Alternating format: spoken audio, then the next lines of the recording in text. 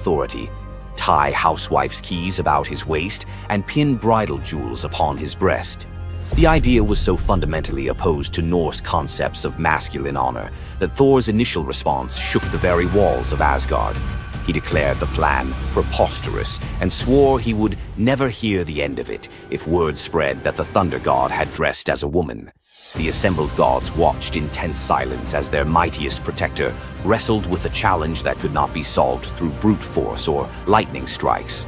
They had already considered launching a full assault on Jotunheim, but Thrym's fortress was impregnable and his army vast.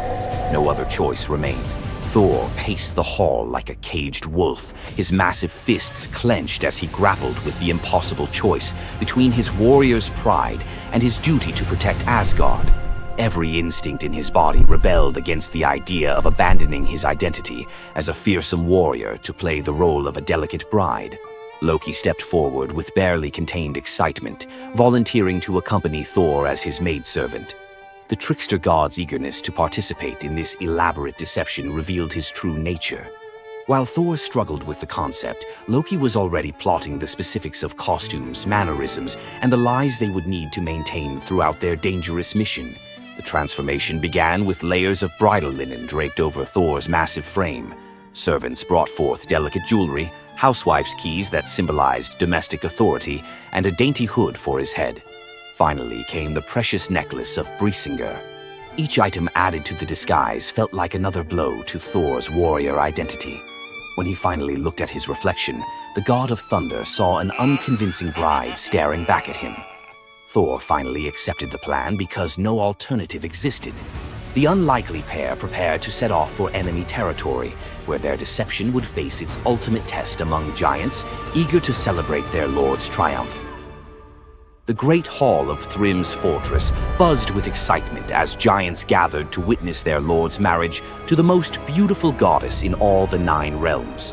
Thor sat at the high table in his bridal disguise, surrounded by massive frost giants who raised their drinking horns in celebration. The feast spread before them displayed the giants' wealth and power.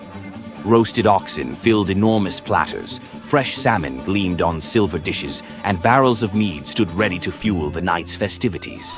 Thor's legendary appetite struck like a thunderbolt. He polished off an ox and ate whole salmon in moments, tearing through the meat as if he hadn't eaten in weeks. 3 measures of mead vanished as quickly as if someone had poured them into a bottomless pit. The assembled giants watched in stunned silence as the delicate bride consumed more food than most warriors could handle. Thrym's eyes narrowed with growing suspicion. This goddess ate like a battle-hardened warrior, returning from a long campaign, not like the refined Freya he expected to marry. Loki stepped forward with the smooth confidence of a master storyteller. He spun a tale about Freya's 8-day fast in eager anticipation of reaching Jotunheim and marrying the mighty Thrym. The explanation painted a picture of a lovesick goddess, so excited about her wedding that she had refused all food during her journey. The giants nodded in understanding, their suspicions melting away as they accepted this romantic explanation. Thrym felt honored by such devotion and relaxed completely, his doubts vanishing. Beneath his bridal veil, Thor's rage simmered like molten metal ready to explode. Every moment at the feast brought new challenges as he struggled to maintain feminine mannerisms while surrounded by his enemies. His massive hands shook with barely controlled fury as he watched the giants celebrate what they believed was their victory over Asgard. The critical moment finally arrived. Thrym commanded his servants to bring Mjolnir forth, the very moment Thor had trained his eyes on since dawn. The servants placed the legendary weapon before the disguised bride as part of the traditional ceremony. Thor's fingers closed around Mjolnir's familiar handle, and lightning immediately crackled through the hall. He ripped away his bridal veil and roared his true identity to the shocked giants. Thrym's eyes widened in terror as he realized the bride he had been celebrating was actually the god of thunder himself. Thor swung Mjolnir, killing Thrym instantly after crushing his skull with Mjolnir, then turned on the assembled giants, and even the pleading giantess met Mjolnir's crack before the hall fell silent. The theft that had begun with arrogance ended in complete destruction. This tale reveals how even the mightiest heroes must sometimes sacrifice their pride to protect what matters most. Back in Asgard, the Aesir never spoke of the bearded bride again, though a few still hide a smirk when Thor raises Mjolnir. And we end this story with a very valuable lesson. Never steal Thor's hammer. And if you're going to, don't make him dress like a woman.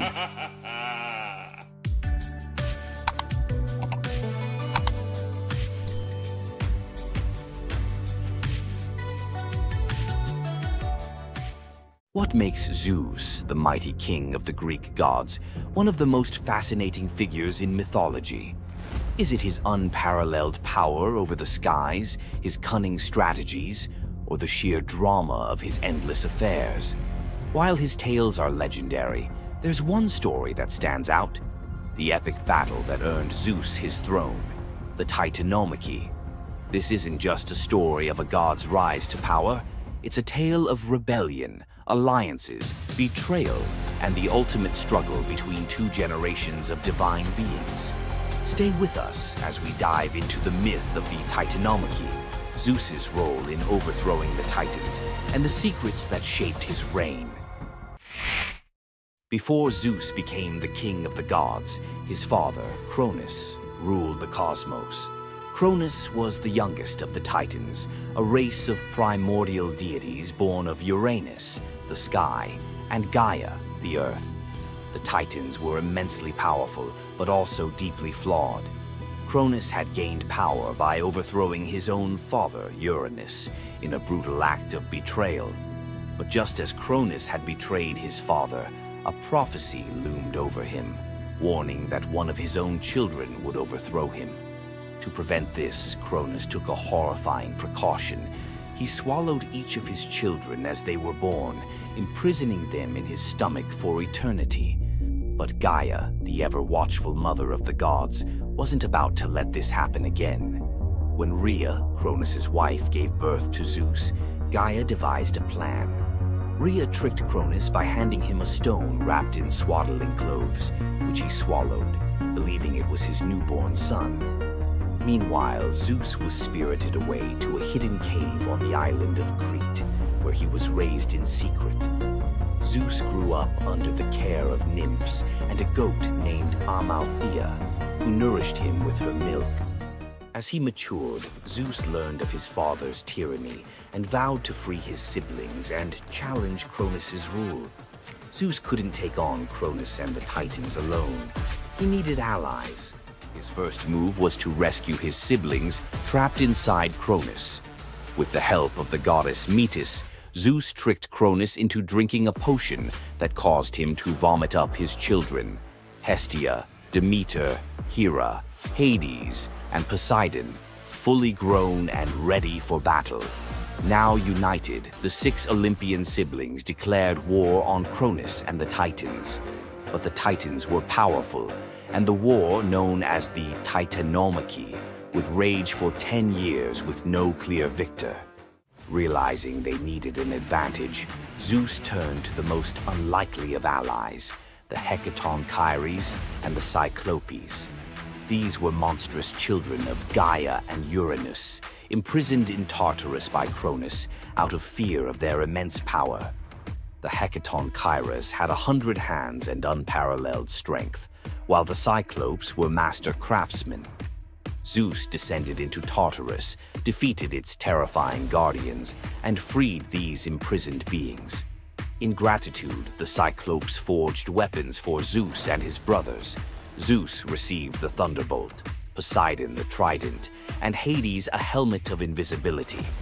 With these tools and the raw power of the Hecatonchires, the Olympians finally had the upper hand.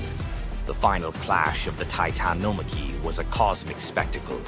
The Titans, led by Cronus, unleashed their full fury, shaking the very foundations of the universe. Mountains crumbled, seas boiled, and the skies erupted in chaos.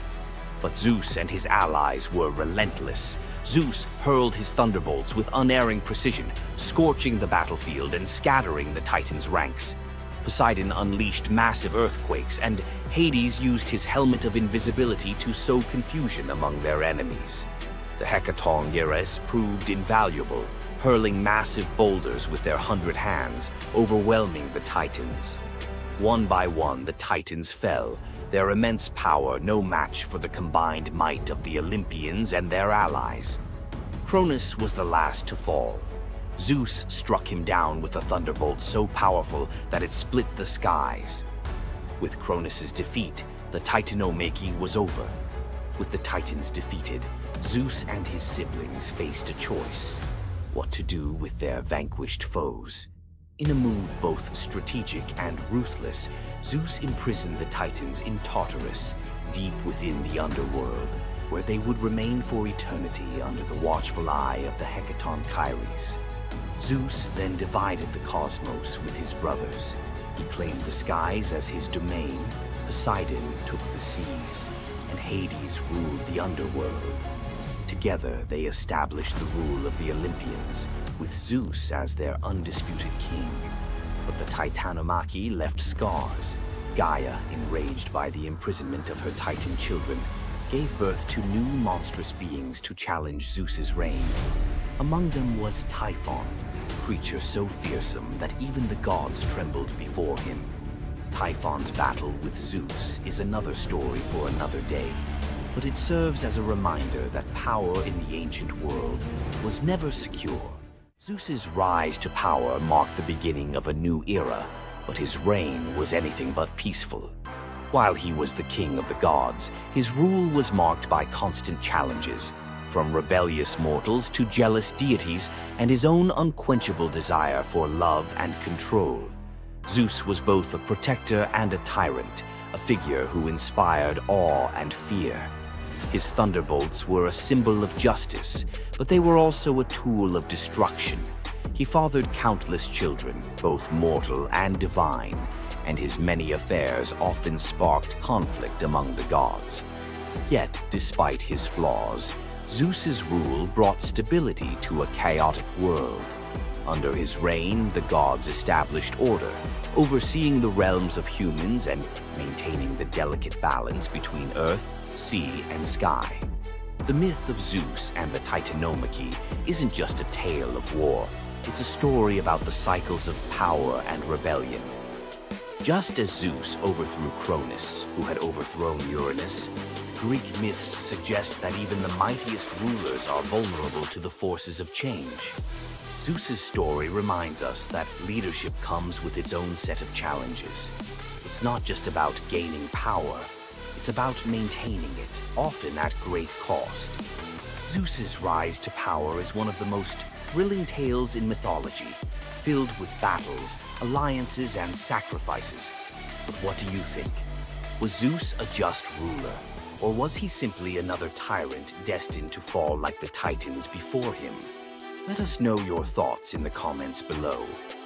Don't forget to like this video if you enjoyed this dive into Greek mythology, share it with fellow myth lovers, and subscribe to our channel for more epic tales from the ancient world. Until next time, remember, the gods may rule from above, but their stories remind us of the struggles we all face below. You thought fairy tales were magical. Think again. The real origins of these classic tales are disturbing, gruesome, and filled with horror. Many of these stories have been sanitized for modern audiences, but their original versions were filled with betrayal, curses, and brutal consequences. From Pinocchio's horrifying fate to the true story of Bluebeard, let's dive into the darker side of fairy tales that history tried to erase. Fairy tales weren't always about happily ever after. Many of them were cautionary tales, warning of real dangers, human cruelty, and supernatural horrors. 1. The original Pinocchio, a gruesome fate. Before Disney made him a lovable puppet, Carlo Collodi's original Pinocchio was a terrifying little troublemaker. Instead of learning his lesson, he was hanged from a tree by a group of bandits, left to suffocate as a punishment for his misdeeds. 2. Bluebeard, the serial killer's tale. Bluebeard was not a misunderstood nobleman. He was a full-blown serial killer. In Charles Perrault's version, Bluebeard marries multiple women and forbids them from entering one locked room. When his latest wife disobeys, she discovers the corpses of his past wives, hanging from hooks. He nearly kills her too, but she's saved at the last second by her brothers. Some believe this gruesome tale was inspired by real-life figures like Gilles de Rais, a nobleman convicted of horrific crimes. 3. The Pied Piper, a tale of mass disappearance. The Pied Piper of Hamelin was not just about a man who played music to lead away rats. He also took the children. In some versions, the town refuses to pay him for his services, so he takes revenge by luring all of their children into a cave, where they are never seen again. Historians believe this could be based on a real event, where an entire group of children from Hamelin mysteriously vanished in the Middle Ages. 4. Rumpelstiltskin, a vengeful trickster. In the original versions of Rumpelstiltskin, when the young queen guesses his name, he doesn't just leave. He flies into a rage so intense that he tears himself in half. In some versions, he stomps on the ground in fury, falling into a pit and disappearing forever. His obsession with taking the queen's child has led some to believe he wasn't just a trickster, but something far darker. 5. The Robber Bridegroom, a wedding night nightmare.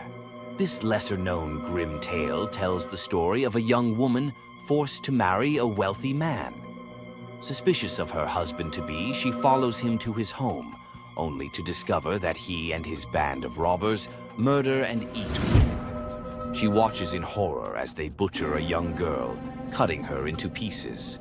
Luckily, she escapes and exposes them, leading to their execution. 6. The Juniper Tree, a tale of cannibalism and revenge. One of the most horrifying grim fairy tales, the Juniper Tree tells of a stepmother who decapitates her stepson, cooks his body, and feeds it to his unsuspecting father. The boy's sister buries his bones under a juniper tree, and from the tree the boy returns as a vengeful spirit, transforming into a bird and dropping a millstone on his stepmother, crushing her to death. 7. The Girl Without Hands, a story of betrayal and survival. In this disturbing fairy tale, a poor man accidentally sells his daughter to the devil in exchange for wealth. When she resists the devil's temptations, her own father chops off her hands to fulfill the bargain. Eventually, she escapes, gains magical silver hands, and finds a happier fate, but not before enduring unimaginable suffering. Why were these stories so disturbing? Fairy tales weren't just for children. They were warnings, morality lessons, and sometimes outright horror stories meant to instill fear and obedience. Over time, many of them were altered, softened, or rewritten to make them more acceptable. Which of these dark fairy tales shocked you the most? Want to uncover more forgotten stories and chilling legends? Subscribe now and dive into the forgotten history of fairy tales. What would you do if you gave up everything for love, only to be betrayed by the one you trusted most? In the Greek myth of Medea, love led to ultimate revenge, and the consequences were deadly. Let's dive into this tragic tale. Medea, a sorceress of immense power, fell in love with Jason, the leader of the Argonauts, when he came to her homeland seeking help.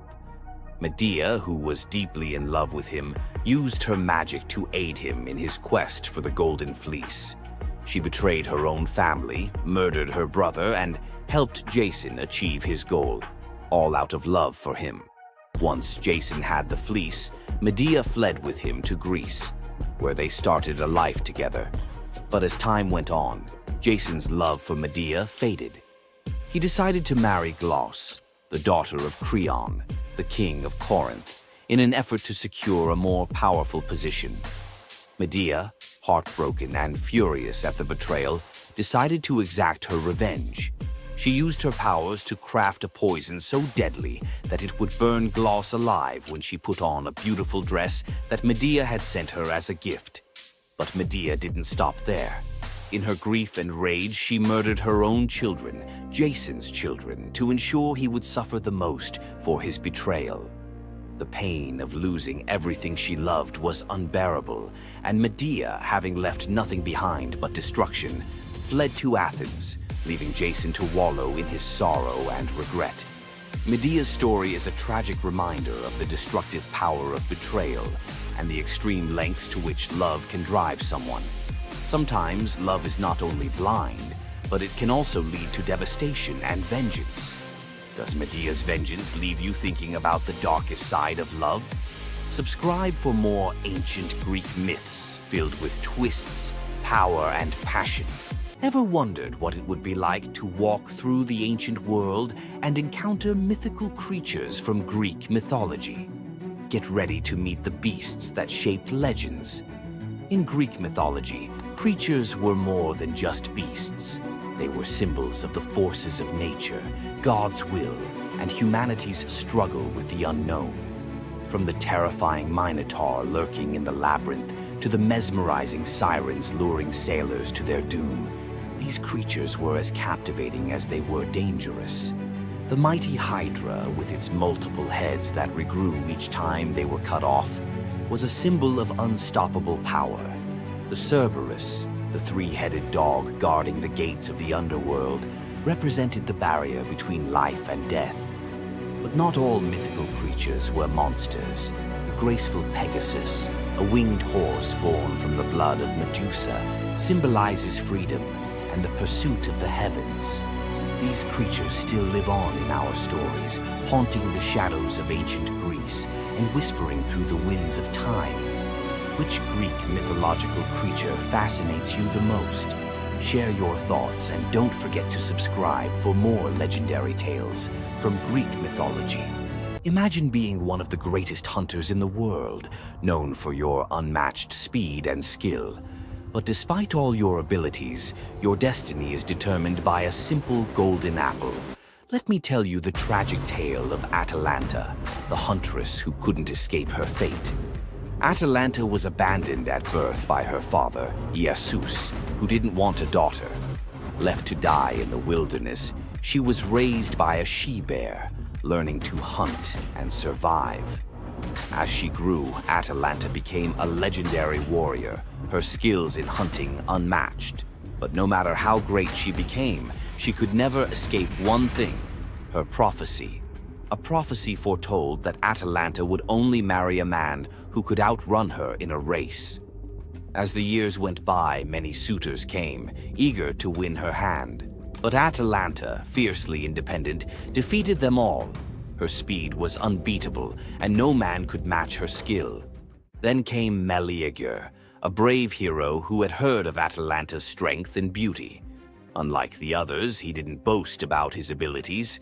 Instead, he came prepared with a plan. Meleager, knowing Atalanta's curse, asked the goddess Aphrodite for help. She granted him 3 golden apples, which he used to distract Atalanta during their race. As Atalanta raced ahead, confident of her victory, Meleager tossed the apples one by one in her path. The golden apples were so beautiful, they distracted Atalanta just enough to slow her down. In the end, Meleager won the race, and Atalanta was forced to marry him, despite her reluctance to give up her independence. But the story doesn't end in happiness. Atalanta and Meleager's marriage was plagued with regret. Atalanta, still driven by her need for freedom, felt trapped by the very love she couldn't escape. And in the end, Meleager, whose destiny was also marked by the gods, tragically died before she could ever truly be free. Atalanta's story is a tale of love, fate, and the clash between personal destiny and desire. Despite her unmatched strength and independence, her fate was sealed by love, and her story remains a tragic reminder of how even the most powerful can be brought down by what they cannot control. If Atalanta's bittersweet story of fate and love left you in awe, subscribe for more untold Greek myths and the heroes who shaped the ancient world. You've heard of a goddess whose beauty was unmatched. But what if I told you that her beauty wasn't what it seemed? In fact, her allure led to some of the darkest consequences in ancient myth. This goddess, adored by many, held the power to captivate anyone with a mere glance. She was so beautiful that her charm could sway the gods, kings, and mortals alike. But this beauty came with a deadly price. The goddess we're talking about is none other than Aphrodite, the Greek goddess of love and beauty. While she is often depicted as the epitome of grace, sensuality, and allure, her beauty was more of a curse than a gift. Aphrodite's powers extended beyond just physical beauty. Her charm was irresistible, but it came at a cost. Her very presence could bring turmoil. Many heroes and kings fell victim to their obsession with her. Take Paris, for instance. His decision to choose Aphrodite as the fairest of the goddesses set in motion the events that led to the Trojan War. His desire for her beauty caused the death of thousands and the fall of Troy. But Aphrodite's beauty didn't just destroy men, it could break gods too. The tale of her and Ares, the god of war, exemplifies this. While Aphrodite was married to Hephaestus, the god of blacksmiths, her passionate affair with Ares led to chaos among the gods. Her beauty wasn't just about attraction, it caused jealousy, betrayal, and ultimately destruction. Despite her dazzling appearance, Aphrodite was also a figure of deceit and destruction, proving that beauty, when it holds such power, can be dangerous. It's no wonder the ancient Greeks warned that appearances can be deceiving. Aphrodite's beauty may have dazzled the world, but her story teaches us that sometimes what's on the surface can mask a much darker reality. So, was Aphrodite's beauty a blessing or a curse? The myths suggest that beauty, when wielded by the gods, is never what it seems. If you want to uncover more hidden truths about gods and goddesses from the ancient world, hit that subscribe button. There's so much more to explore in these captivating stories of the past. Imagine having a wish so powerful that everything you touch turns to gold. Sounds like a dream, right? But for King Midas, this dream turned into a nightmare. Let's dive into his tragic story. Once upon a time, King Midas ruled over a prosperous kingdom known for his wealth and opulence. But Midas wasn't just content with riches. He wanted more. He wished for the ability to turn anything he touched into gold. One day, the god Dionysus appeared before him and, impressed by Midas's devotion, granted him the wish. At first, Midas was overjoyed. Everything he touched, his food, his treasures, his furniture, transformed into gold. His wealth grew beyond imagination, and his joy knew no bounds. But soon, Midas realized the curse of his wish. He touched a rose, gold. He touched his food, gold. Desperate for a meal, he tried to drink water, gold. In horror, Midas realized that even his daughter, whom he loved dearly, turned into a lifeless golden statue when he touched her. Furious with the consequences of his greed, Midas begged Dionysus for mercy. The god, seeing the king's suffering, told him to wash in the river Pactolus. And in that moment, Midas's golden touch was taken away.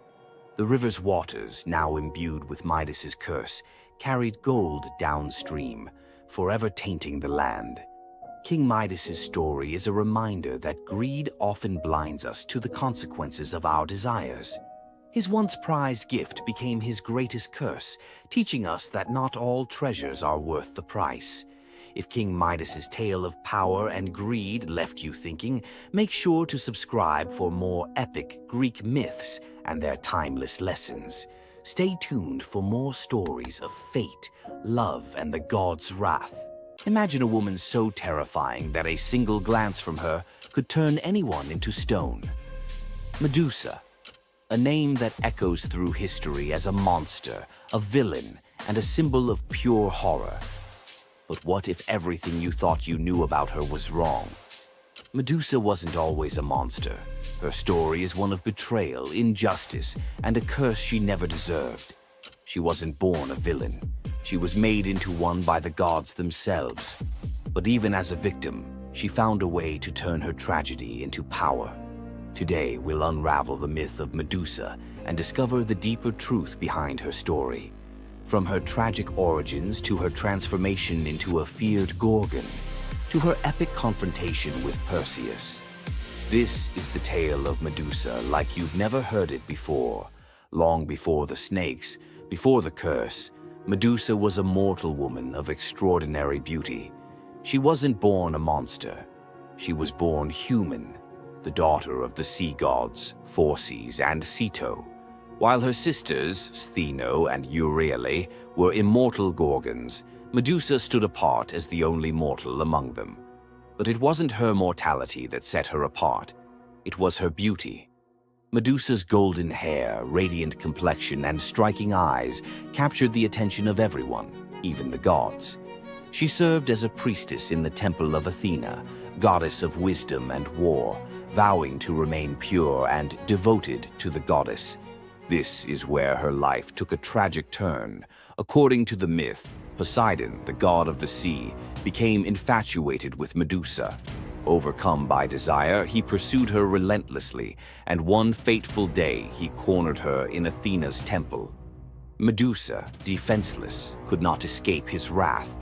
But instead of protecting her, Athena turned her fury against Medusa. The goddess, enraged by the desecration of her temple, cursed Medusa for what had happened, punishing the victim instead of the perpetrator. Athena's curse transformed Medusa into a Gorgon, a being so hideous that no one could bear to look at her. Her golden hair turned into a nest of venomous snakes, and her eyes became so powerful that a single glance could turn living creatures to stone. This moment defined Medusa's new existence.